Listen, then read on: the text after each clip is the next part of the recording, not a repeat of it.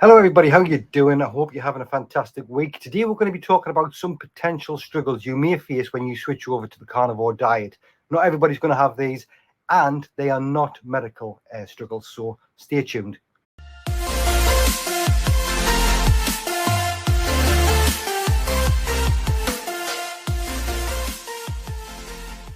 Okay, yes, so as I said, some of the struggles you may face when you switch over to whatever diet you're on, vegan, standard American diet, or Western diet if you're in the UK, pretty much the same thing.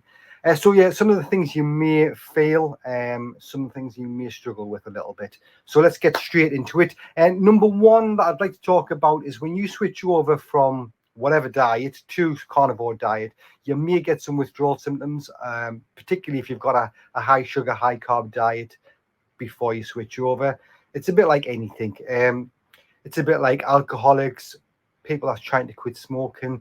They can be severe with some people. For me, it wasn't too bad. I got some slight headaches, a bit of tiredness. But some people even say, that they get the shakes like a proper alcoholic would, getting withdrawals from alcohol.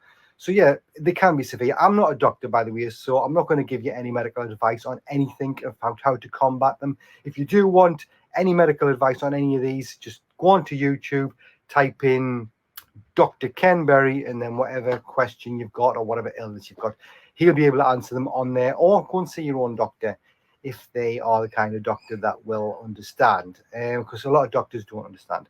So yeah, that's some of the things you may face. The addiction, getting over the addiction, it's not going to be like plain sailing for everybody, but it will be for some of you. Okay, that's the first one. Number two is bland food.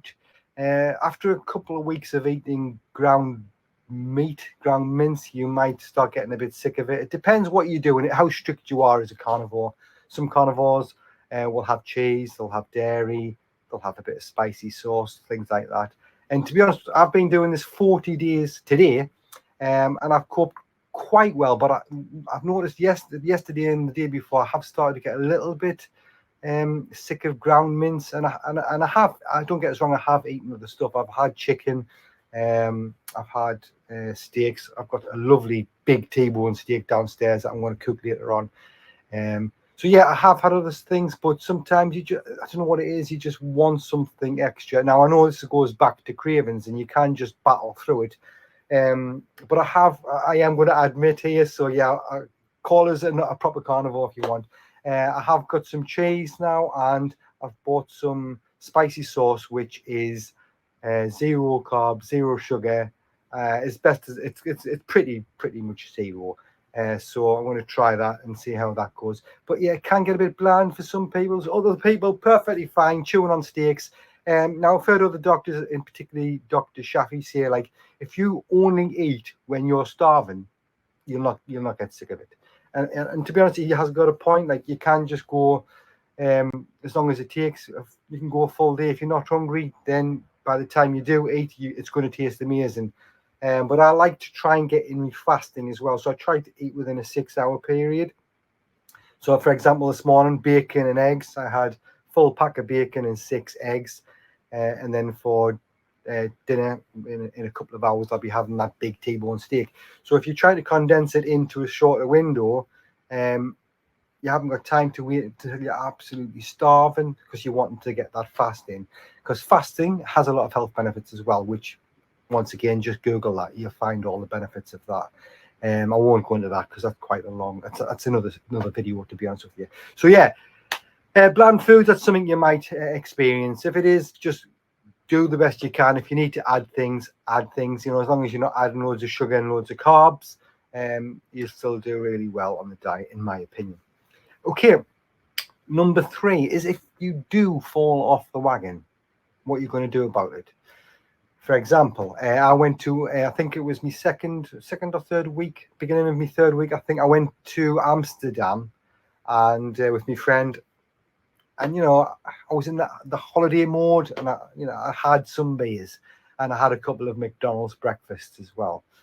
But Dr. Berry, he said in one of his videos before, don't just think, oh well, I've had a beer, so now bollocks to it, I'm just going to get drunk again every night, I'm going to eat whatever I want because I've messed up. Just think of it as a blip and crack on. Yeah, don't don't think, oh, I can't do it anymore because I've just had a beer. Believe me, like I've done it a couple of times. Amsterdam isn't the only time, and I'm just getting straight back on it. Yeah, and I do feel amazing. I feel like I'm getting loads of benefits after 40 days. So you will too. Yeah, just stick with it. Another thing that I experience, which is it's not really a struggle, but it's a bit irritating, is if like at work people see us coming in every day with me ground mince and me steaks or whatever I'm having, me bacon and eggs in the morning, and they do get curious. They ask questions, and if you say to somebody that you're eating carnivore, not everybody, but some people will say, "Oh, that's bad for you. Oh, you're going to die eating that. What about heart attacks?" You know what I mean? They've got no education in it.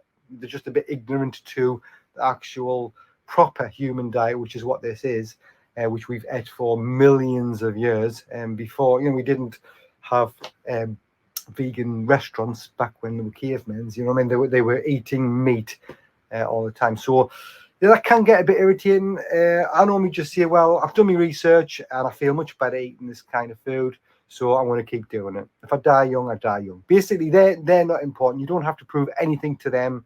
But if they are interested and they want to get into it, give them some advice, give them some direction. For example, all these doctors that are all over YouTube, they've got heart surgeon, diabetic experts, medical practitioners, everything you can think of, they're on there. So yeah, that's one thing that's not a struggle, but like I say, it is irritating. Also, not being able to force loved ones onto the carnivore diet because you want to do it, and you see family members that are struggling with something, maybe they're overweight or they've got high blood pressure, high cholesterol, and you're just worried about their future. They're getting older, you don't want them getting dementia, and the carnivore diet can improve all aspects of their life. Don't get us wrong, you can sort of give them advice, but you can't push it onto them, you can't talk about it too much. They need to do it themselves. They need to do the research. They need to find out why they want to do it. I've said this before in a previous video. Without having a why, then they're just not going to do it. Sometimes it's unfortunate, but some people have to be on the hospital bed thinking, shit, what the hell's happening, before they start doing the research. This is just normal. This is what we've been told to do from this, especially, I don't know about everybody else, but myself, this is what I was told from being a child, what was the right thing to eat. It was okay to have chocolate bars now and again. I was having chips, sausage, eggs, beans, fish fingers, just all the cheap stuff that I was having. And then as I got older, it was more fast food stuff, restaurants, kebabs, burgers, like hamburgers within the buns, obviously. All that sort of stuff is, when you eat it all the time, it's not good for you. And everybody knows that, I think, deep down. It is a bit more confusing when it comes to fruit and veg. A lot of people do think that's like the healthiest way to live. And if they're feeling good on it, fine. Leave people to it. Let them crack on. It's their life. It's their body. Yeah. Even loved ones, they're going to have to discover it on their own. Like I say, give advice if you want, but they're going to have to go through their own journey. No matter how hard it is for you, you're going to have to do it. Luckily for me, my brother and my sister-in-law's on it now. They've just started it and they seem to be doing quite well. My mother, she tried it and she struggled. She was on ketovore. She struggled with it. She come off it because she got unwell for a little bit.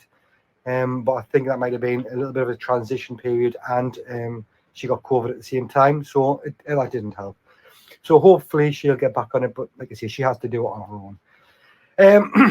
Next, what have I got? This one's a struggle for me. My child, she is such a fussy eater. She's 2.5-year-old. She loves nothing but fruit yogurt pouches, chocolate. She loves chocolate, chocolate chip brioches, crackers. She's just really fussy. She won't eat anything remotely healthy. Even if you thought veg was healthy, she wouldn't eat veg. And she won't touch meat. Not even like chicken nuggets. She's just really fussy with that. She might have half a chicken nugget and then she's had enough. So watching her put this stuff into her body, which I know is bad, it just kills us. But I mean, what do I do? If anybody's got any advice out there, I'd love to have some advice. What do you starve them to the point where they're going to eat anything? If I don't feed her for more than a few hours, she gets really grumpy, really miserable, and she'll even like starting like reaching to be sick because she's hungry. This is only after like 4 or 5 hours. She's a good eater, don't get us wrong, but it's just pure crap that she's eating. So that's a big struggle. Okay, finally, one of the struggle that I do have a little bit when I go out for meals, restaurants. I haven't really done it that much since I've started this diet for this reason. You don't know what they're cooking it in. You don't know if you ask for a burger. You don't know if it's being put on a grill with different seed oils. You have no idea. And you can always ask them, but they're not gonna. You can't guarantee that they're going to do as they ask. So. And a lot of people in restaurants, they just think it's strange if you just ask for a plate of meat.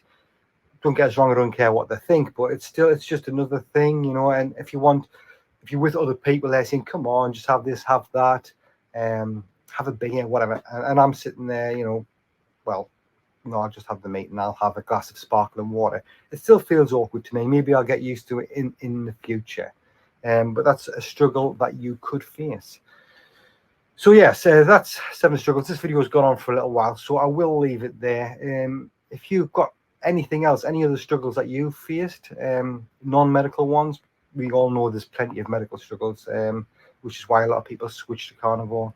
But the actual transition can give people bad heads, explosive diarrhea, very, very tired while they're switching over, and other things as well. Yeah, but generally, I'm just feeling much more energetic. I need less sleep. I'm getting less sleep, but I feel better for it. I still feel like I've got more energy.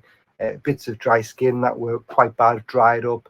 And my blood pressure, I've mentioned this before as well. I was on blood pressure tablets and I stopped taking the day that I went carnivore, and I started putting salt on all my food. And now my blood pressure is perfectly normal. I've checked it about 5 times in the last 4 weeks, and it's gone down every time. It's back to normal. So yeah, that's going to be it for the video. Thank you very much for watching. I hope you have a great week. Leave a comment below. Yeah, leave a comment below. If you like the video, like it and subscribe to the channel. That would be absolutely fantastic. In fact, there you go. There's a little banner just to remind you. Please do that. And also, actually, quickly, one more thing before I go. There is a guy on YouTube that I said I'll give a little shout out. It's called the English Carnivore. He's starting his journey around the same time as me. We're pretty much the same stage. He's got his own YouTube channel. He needs some subscribers. He needs some support over there. So go over and check out the English Carnivore on YouTube. I'll put a link below to his channel. Okay, that's it. You guys take care. And for now, I'll see you later.